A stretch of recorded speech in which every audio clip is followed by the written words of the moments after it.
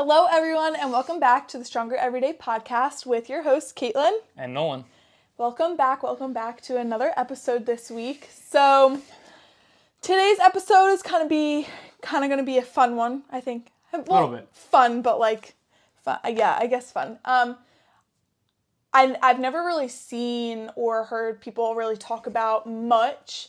Like, maybe they'll talk about, one or two, but I've never really seen a whole, podcast episode, at least that I know of, or have heard myself, or even videos that I've watched personally myself. I'm sure there's some out there, but the ones that we haven't seen, talking about some underrated exercises in the gym that you don't really see many people talk about, but are actually super effective, that a lot of people may not know about. And these, what? Sorry. Before we start, I just wanted to, two things. For some reason, I already cannot sit still. Oh, for some reason. And the second thing is I want you guys to please go on our Instagram or something, maybe our most recent post, and comment if this hat is good or you would wear it or wouldn't wear it, because she absolutely hates it. Everyone is going to say that they wouldn't wear it. This hat is so nice. No, it's not. No, it's not. No, it's not. Let's get to... It's a trucker hat, and it's not cute. It's a golf hat. It's a trucker hat. I got it at a golf event. Okay, well, I don't think I've seen any golfers wear a hat like that. Have you? Huh? No. That's a no. There you go. Boom. Yeah. See, it's a no. I don't know any. Actually. Yeah. See, I did get it at a golf event though, so I was like. Oh. Yeah, but. All right. Well, let's carry on. So, yes, I think we're going to talk a little bit about some, in our minds, some underrated type exercises that you guys can put in your workouts to hopefully make your experience better. Yeah. So let's kick it off. Okay. Let's jump right in. We can kick it off. We'll jump right in. And to preface, I actually do incorporate most of these exercises into my routines every now and then. He does not. So. No, a couple of them though. A couple. Yeah. But, and a couple are, honestly, also will say a couple of these are dependent on your, do you have enough space? I know for some of them. Do you, the one we're going to get into where you have to walk through the, no, I'm just saying that because, some of them, it's a little tricky because, some people don't have all the equipment in the world. Yeah. And so, but hopefully some of these you can do, and But the great thing about exercises are any exercise can be modified. Yes. And a couple of them, I don't even think you need weights, so. Yeah. Okay. I think one or two. Okay. All right, let's get it. But fun thing, you guys should comment down below. If you're watching this on YouTube, you should comment who you think does each one of these exercises. As I said, I do most of these exercises, so don't include me in it. Comment below which ones you think before you even get into the video. Comment below how many of these exercises. I think we have a total of, I'm going to tell you the number that we wrote. And then you guys can say, based off that number, not even knowing the exercises, how many you think Nolan does in his routine. We have one. I would probably say 85%. 3, 4, 5, 6, 7. We have 7 exercises. So comment down below how many of those 7 you think Nolan does, and think about it in a way, doing it one time doesn't count. So think about it kind of if he programs it regularly. Incorporating this regularly into your workouts, which I'm going to give you guys a hint, probably about 85%. No. For me. All right, It's not 85%. I totally forgot about that. That we have this on YouTube. There's an actual comment section. Yeah. There's a comment section. And it's so comment, and subscribe. And it's YouTube comments, it's just such positivity. Right? Positivity all around. I mean, that's what we hope for. But, All right. Okay. What do you have to start? Our first underrated or exercise that Nolan does in every workout is anything involving the use of kettlebells. So I could expand a lot on this. So by this, I think you can tell who wrote this one down. By this, like, I kind of meant kettlebells are super, I feel, an underrated form of equipment and a form of, like, different exercises that you can do in the gym that actually are super beneficial and can be used in the same ways that a lot of other pieces of equipment can be used. So what I personally like to use kettlebells for are kettlebell swings, which if you do them correctly, which you tend to see a lot of people not doing them correctly because they just don't know how to do them properly and they were never taught how to do them properly. But if you do them correctly, you are able to get such a power output from it. You're able to get a lot of hip extension and flexion from it. It's a great hinge movement. And yeah, it's honestly just like a great like lower body, total body exercise for you. It gets your heart rate up, it builds some strength in your legs, in your hips, all that kind of good stuff. So I love kettlebell swings. I also use kettlebells for deadlifts, like a kettlebell deadlift. So like I'll kind of stand like a little bit further shoulder width apart with my legs and my feet and, you know, hinge at the hips and go down, and it kills my glutes. Well, I think I had you do that one time and it hurt. You said it hurt. I did several different types of exercises with the kettlebells, well, because of her. And I also love Turkish get-ups with the kettlebell too. But so what is that? It's where like you lie on the ground, and you've seen me do them before. And you actually, I think that's going to be, we actually just came out with a new series on our Instagram of where we're going to do exercises explained. So we're going to kind of pick an exercise, and if you guys want us to do a certain exercise and explain how to do it, let us know. But we kind of pick an exercise, we walk you through it, a mic'd up version of it. And I think I'll do a Turkish get-up because I think those are super beneficial. It's beneficial for total body strength, mobility, core stability. It's a really great factor for just focus, like a mental thing. It's a really great factor for focus and concentration that it can help you with. Geez, I should start doing it then. Yeah, they're really good. Oh, I was just going to say... balance, which goes into core stability. I was just going to say that, like, I've been going to the gym for, like, legit 4 years straight, pretty much.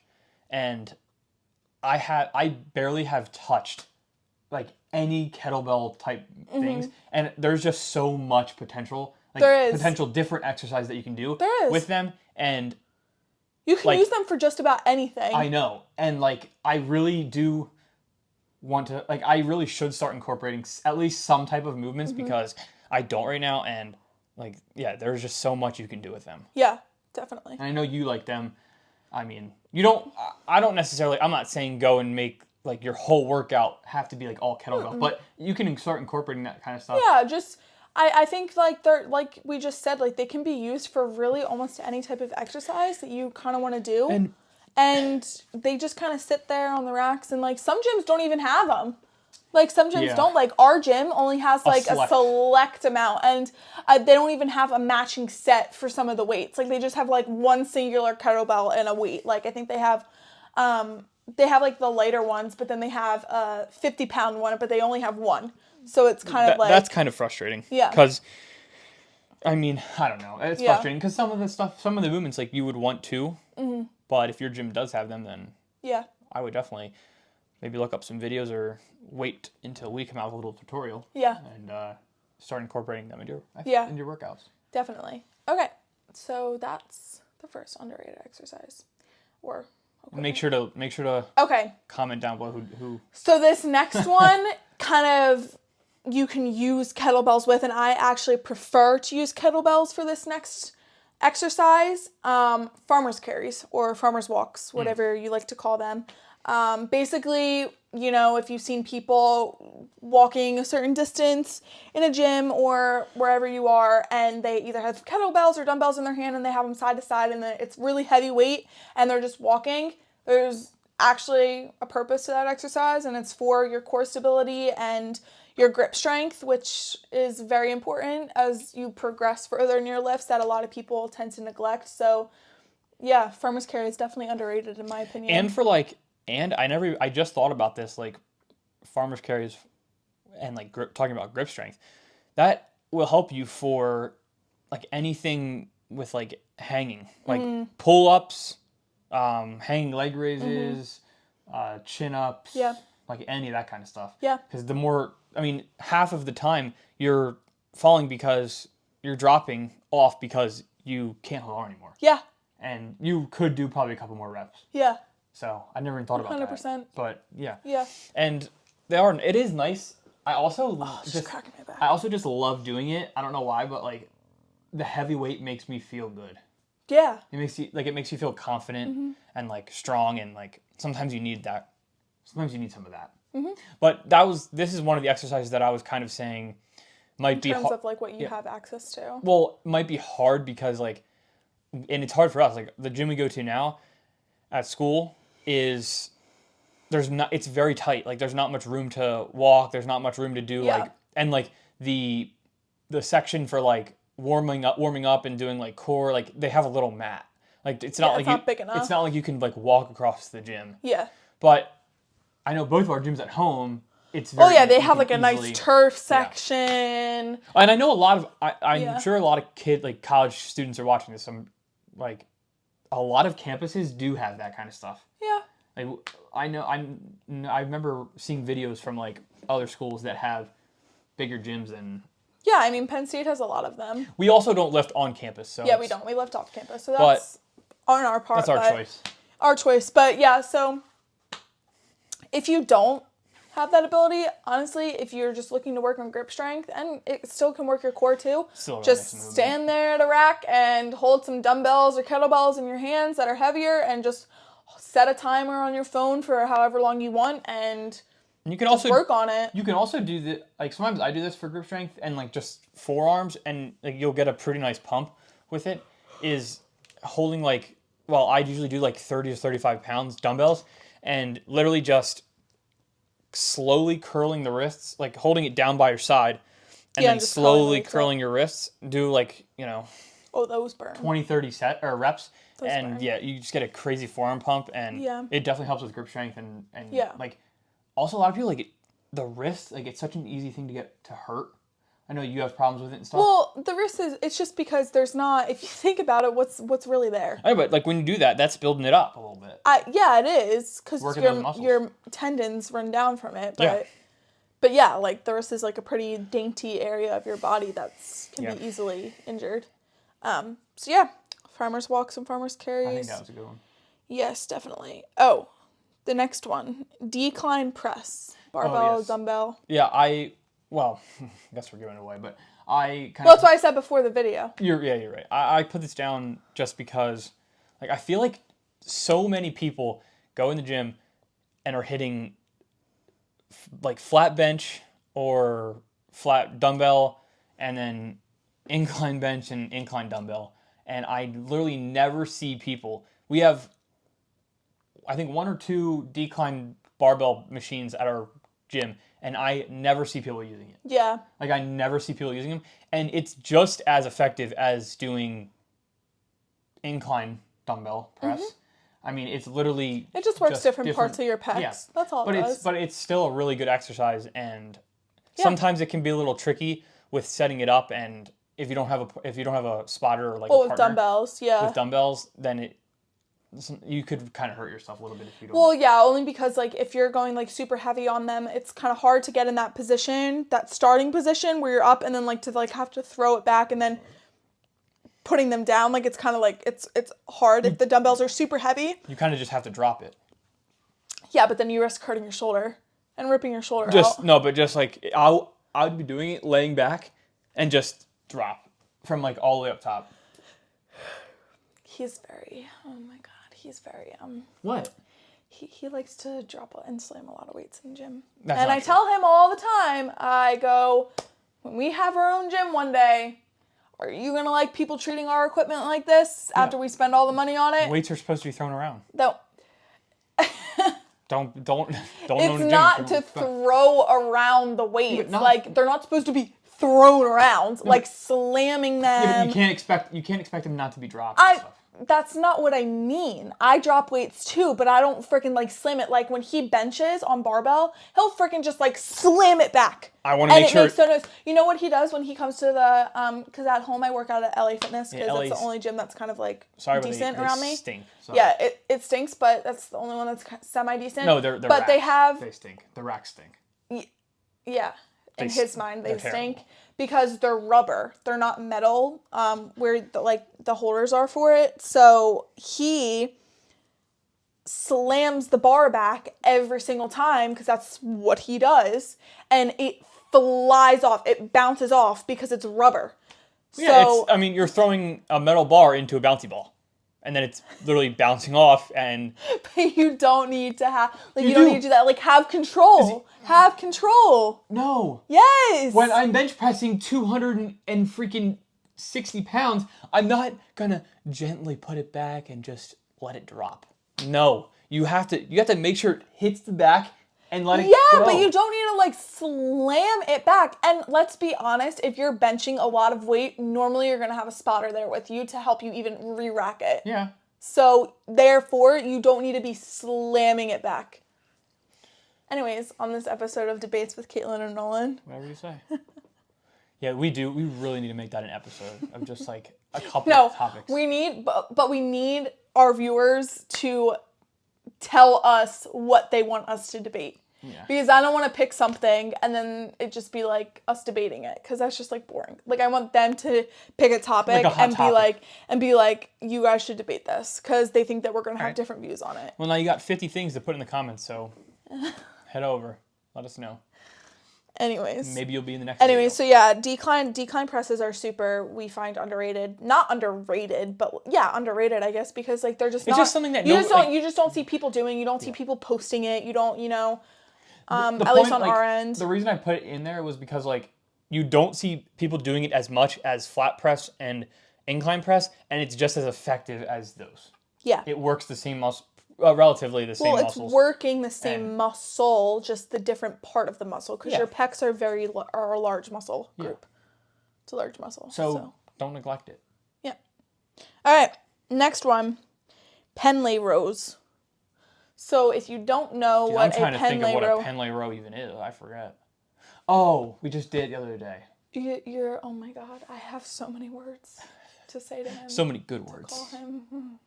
Yeah. A Pendlay row, if you don't know what a Pendlay row is, which a lot of people don't, it's... I feel it's become a fairly new exercise that's always kind of been there, but I've slowly started to see more people begin to start doing it. But if you know what a barbell row is, or a bent over row, like you just see people like rowing either underhand or overhand, like, and like when they're like kind of bent over. Okay. They do. So when you see that though, they're kind of like at that, I don't know, what angle would you call that? Like 70, like 60 degree angle? Yeah, it's like a 50 degree angle. No. Like a 70 degree angle, 80 degrees. They're at like a 120 degree angle. Oh yeah. Sorry, I was thinking the opposite. They're like a 120 degree angle. Yeah. But they're not like they're not like this. They're kind of like they're standing like this. Yeah. This is their back and this is their legs. They're standing like this and then rolling the bar up. is like there and they're just going like that.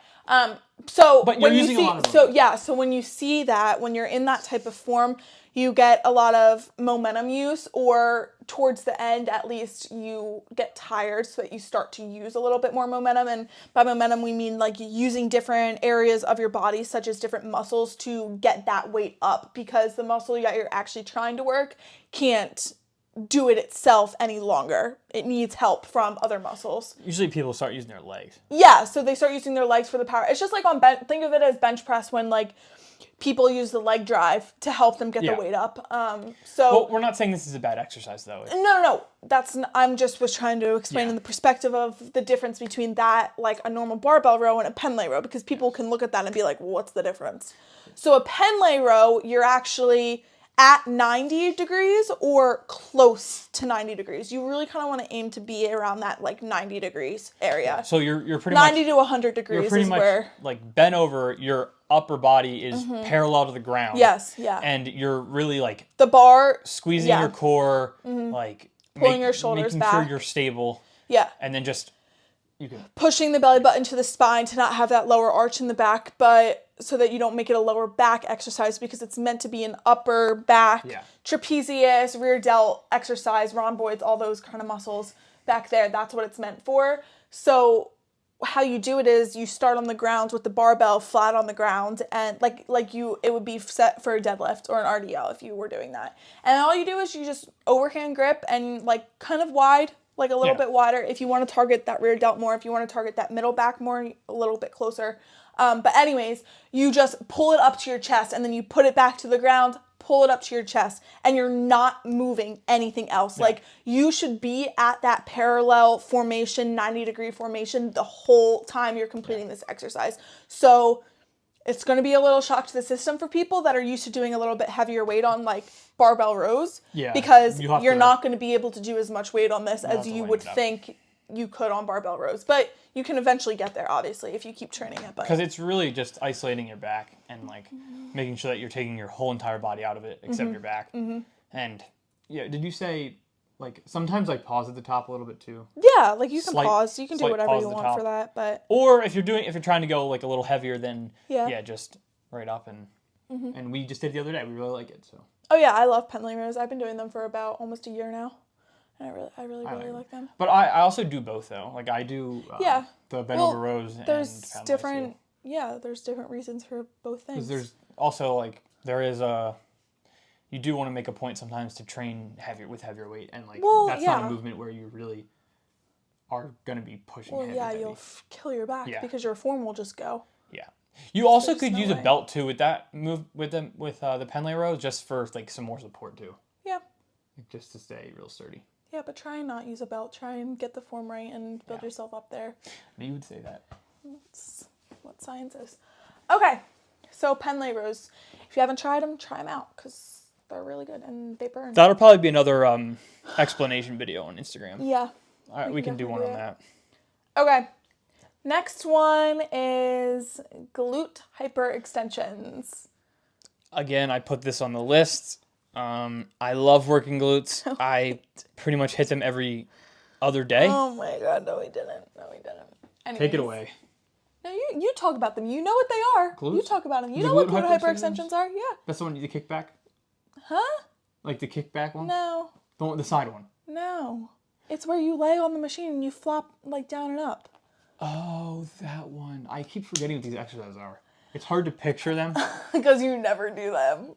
I don't do this one as much, but honestly, this is one of the first exercises that I started to do that I really felt like that really worked my glutes. And like I felt a great contraction. And yeah, it's one of the first ones that I actually did that I was like, the next day I was sore.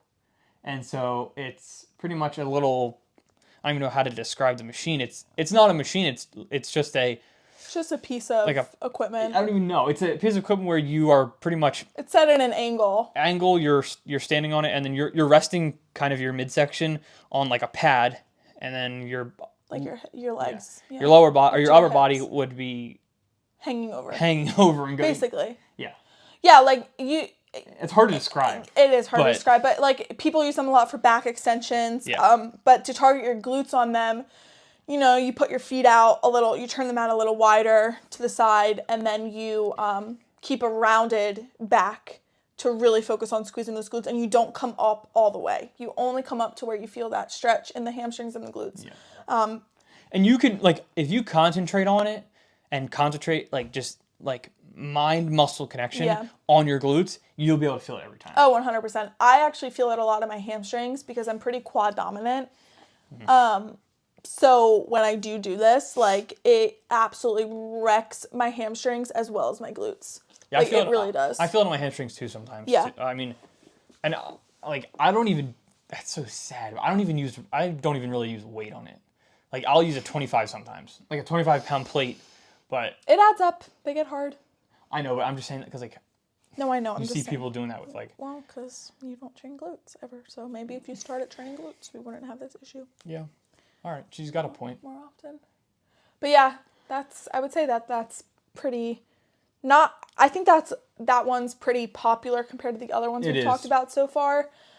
But it's still not something that you're like, it's not like. Yeah. It's not like a huge focus. Yeah, it's really not. When it could be like a really good yeah, burner exercise. It's really not. Yeah, 100%. It's a great isolation exercise if done correctly. You know, when I started, I was not doing it probably right, but she helped me out. You weren't, because I literally, I showed you the exercise. I'm like, try this for your glutes, because it was hurting my back. I knew that you would actually probably like it because it wasn't so taxing, like a hip thrust, a glute bridge, like stuff like that. You know what I mean? So I knew that you would probably end up liking it. I don't. So he starts doing it, and Nolan, I think I've mentioned this. I know I've mentioned this in multiple videos. I don't know which videos they are exactly, but he is very impatient when he's given a new thing to try and he's given the correct instructions to do it. And if it's not working out for him, he will just give up on it. He'll be like, I don't like it. I can't feel it. Like, blah, blah, blah. And really, he just has to make this most subtle change and he'll be able to do it correctly and feel it correctly. But he doesn't like to do that. So he likes to be like, there, done, did it. And true. So with this exercise, I introduced this to him, and that's exactly what happened.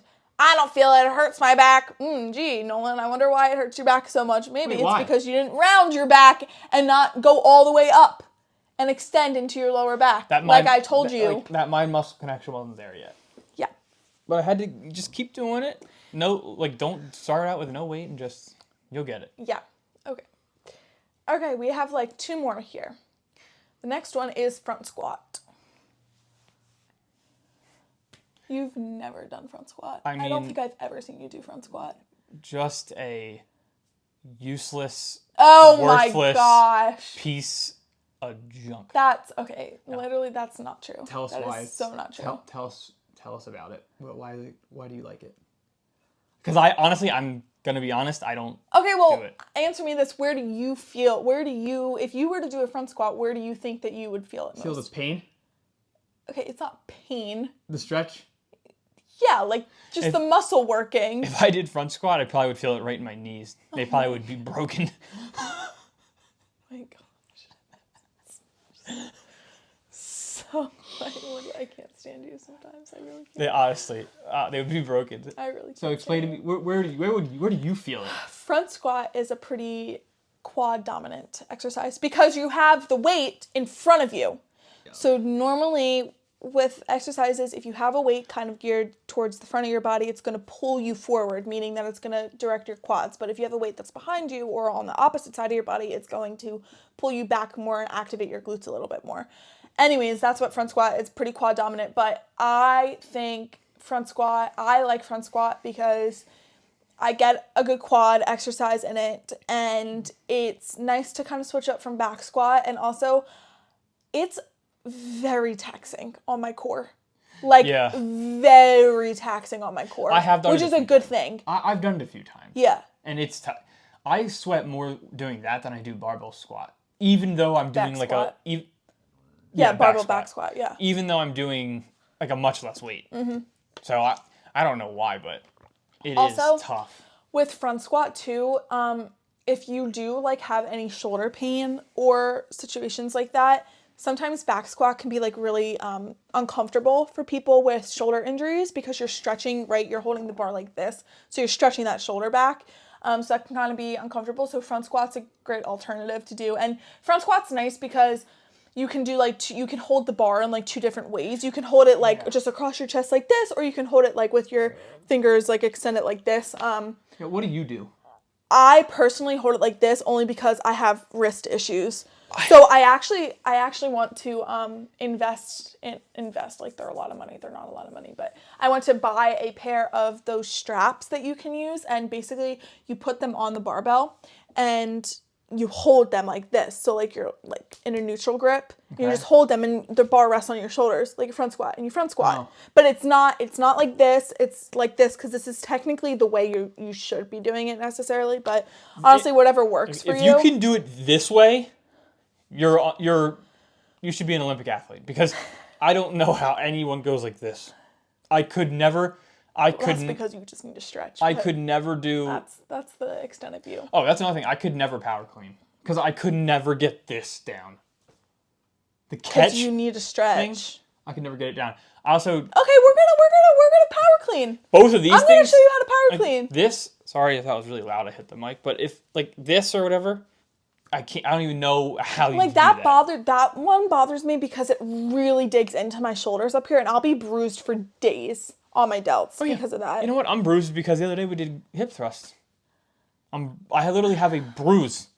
That's why I don't do it. Oh my gosh. That's what I was gonna say earlier. He's such a baby. Hip thrust should be one of these underrated exercises because nobody should want to do that. Okay, it's not an underrated exercise because so many people do it because they know that it's a great exercise. It should be because nobody should be doing that. Well, why would that be underrated then? It would be underrated if no one did it. I'm saying no one should do it. Oh my gosh, everyone should be doing that if you want to grow. Grow what? Your legs. And Grow your glutes. what part of your legs? Your glutes and your hamstrings. Those Your glutes. posterior chain. Something that you have no idea how to do. Yeah, the posterior chain is the backside of your body. I knew that because of her. And now you do too. Anyways, I think front squats are, going back to the whole topic of this episode, that they're super underrated because because you never really see people doing them. Seriously, ever. No, like, you don't. The only people you really see doing them are athletes. And that's about, I was going to say that. like, athletes are the only ones that really ever you see doing it. For reasons I just told you. Shoulder pain. Yeah. Quad dominance, core stability. Yeah, I would say it's probably, I'm just guessing, it's probably like 90% of people that go to the gym and lift do a barbell back squat. Mm-hmm. Maybe 15 to 20% do a front squat. Mm-hmm. So try a front squat out if you've never tried it before. And trust me, you're going to have to drop the weight from what you do. Start with a bar. Squat. No, seriously, start with the bar because the mobility aspect of it is a lot different. Because if the weight's in front of you, it's going to be pulling you forward. So therefore, you're going to need to learn really how to hinge at the hips and sit back into your stance. And it honestly revolves a lot around your core strength. It really does. You need a strong core for it. Squeeze your core. You do. Because you'll fall over. Well, and it's because if you're holding that and you're trying to push up, that's a lot on your lower back, right? Yeah. That people don't think about. So your lower back is part of your core. So. It is? Sorry, let's carry on to the last one. I'm sorry. You're so annoying. I really can't with you. Oh my God. I never knew that. I thought core meant like a six pack. That's what I thought it was. I thought it was just like the front half. So how do you think your back half holds up? What do you think holds your back half of your body up? Just maybe like my spine? I don't know. I'm just kidding. Everyone, I'm just kidding. Okay. Let's go. What's the last one here? What supports your spine? I have no idea. I don't know how the body works at all. I don't. Someone also told me we're 99% water. 99% water? Like 90% water? We're not 99% water. Like 90. We're a lot of water, but we're not 99% water. How much? I actually don't know the number. I'm sure I've learned it before. 80? I don't know about 80. I'm saying 80. What are you going to guess? I don't know, maybe like 70, 75? Look it up.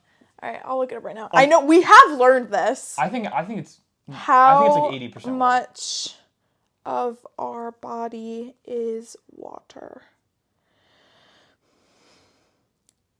I was right. Shocker. Water is your body's principal chemical component and makes up about 50 to 70% of your body weight. I don't believe that. Yuppers. Right. Yuppers. Okay. I told you. Okay. So anyways. That was just off topic. All right, last one here. Let's wrap this up here. Because I'm sure people are probably getting bored of us rambling so much about this. I'm just kidding. I would love to watch myself over and over again. Oh, I hate watching myself Me over too. and I don't over like that again either. and talk like my voice. I just don't think I sound like that in person. And Next how does anyone actually like to listen to me talk when I sound like this? Like, that's a good... Does anyone else feel that about their own voice? You sound a lot different than when you... Like, you sound... To yourself, you sound so much different than how you actually sound. Yeah. I wonder how singers do that. I don't know. That's weird. Because, like... That makes me uncomfortable. I don't like doing that. Them to their self... Yeah. Like, just hearing themselves, it probably sounds so much different. Yeah. Probably. But they still have amazing voices. Probably. Unlike me. Yeah. Okay. All right, what's the last one? Last one. I put this down probably, right? Nope, I did. I don't really know what you call these. I'm sure there's a name for it, but something I never ever see people doing, and I kind of just started doing it. I think I started doing this because in my sophomore year, I had my first anatomy class in college, and I learned all about the muscles and, all the anatomy of the body and talking about the different functions of the muscles. And basically for biceps, we were on biceps one day, and we were talking about the different muscles that correlate to like bicep exercises and the different grips that go into it. And overhand grip is one that you actually target a muscle that's deeper to your biceps muscle, your biceps brachii muscle. It's called your brachialis muscle, and it's deep to your biceps brachii muscle that everyone thinks of when like this muscle is your bicep. So it rarely ever gets worked because the way that you target it is through that overhand grip to really isolate it. So I started doing these curls, and basically they're reverse curls, and you guys, if you go on our Instagram, you've seen us do them in our videos. You can do it with barbell or a easy bar, dumbbell. I personally don't like using dumbbell because you kind of lose the control aspect of it. And the stability. We just did it today with cable.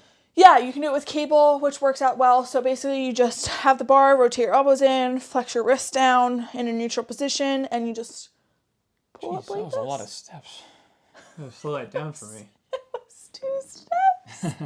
Yeah, Turn your elbows in, put your wrists in a neutral position, and pull up, and keep the elbows tucked to the sides. That's all you got to do. And you really, really feel it all in here in like and it really does feel like deep to what you actually normally work. And your freaking forearms too. Well, that's your brachioradialis. It all up here. Just feel like crazy. I'm sore today. I'm sore now. We just did it. Yeah. So I think that's a definitely underrated exercise because so many people doing alternating. Well, that's all you see, and then like occasionally you see the hammer curls. Hammer curls. And we do that too. But that's all you see. So you see people going into the gym and doing 4 different bicep exercises, and by different they maybe do a dumbbell curl, then they switch to a hammer curl, but then they go to cable and they do a rope cable curl, and then like a cable curl, and that's working the same thing. Yeah, you're just repeating the exercise. She pretty much just described my last workout. I mean, I hate training biceps.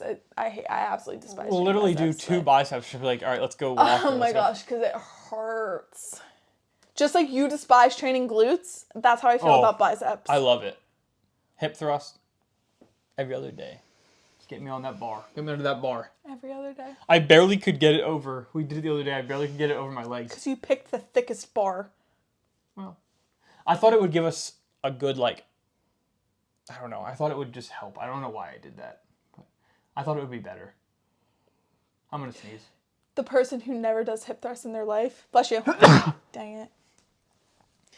The person... Oh. Excuse yourself. What? Excuse yourself. Jeez. Yeah, really? Oh my god. All It's right. been a long week. It's been a long week. All right, I think we're going to wrap it up there. Jeez. For a person that never does an exercise, to be like, I think this will work out the best. Like, are you serious? What? I never ever do this exercise, but I think this is going to be our best option to tackle it. I was just taking a good guess. I can't. What? When you say that, it just makes me think of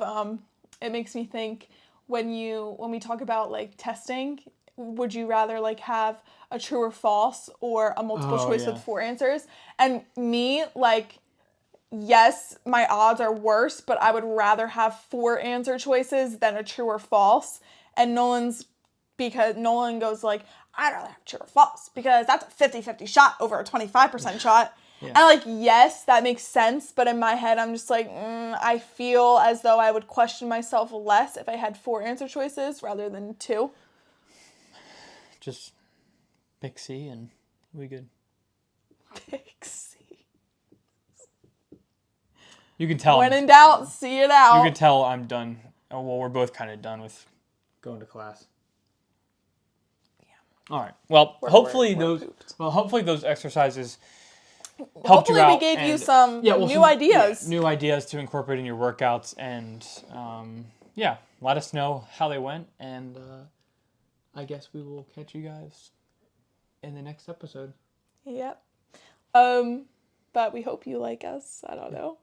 All right. Anyways, thank you guys for watching, listening, wherever you're seeing this, hearing this from, whatever platform, and we will see you, hear from us next week. Bye.